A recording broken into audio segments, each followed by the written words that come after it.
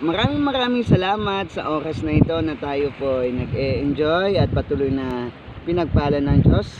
At kakatapos lang po natin mag-breakfast at kakatapos lang po natin maglagay ng pukot. Okay, namukot po kami sa dagat at ngayon po ay dahan-dahan na po namin tinanggal lahat-lahat sa lambat at ito na po ang ating nahuli.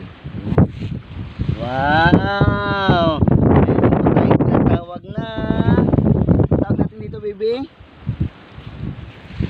Pusit. Oh, Rambutan. ah? Anong tawag nito? Pusit. Pusit po mga kapatid, pero malaking klase. Bagulan. Bagulan. Bagulan. Kasi may bagol-bagol siya dito. Okay. At syempre, ito naman po ang ating napakasarap na pusit na special. Ayan po, makikita nyo yung Ito yung pusit na may bagol. Kaway bagol. Ito yung bagulan na pusit. Ayan. Di ba malalaki? At syempre, hindi pa huli ang ating pang-ihaw na isda. Oh, buhay pa po, oh. Pakol. Pakol, oh.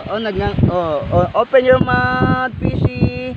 Open your mouth. Say hi. Say hi. Ayan, oh, buhay pa po siya mga kapatid. Yan. Ingat-ingat ka dyan, mga katyan. Okay, nangangagat nga daw po pala ito, may pangil. Okay. At isa sa pinakamahal na isda dito ay, saan na yun? Ito po. Ayan. Ito po yung tinatawag nila na surahan.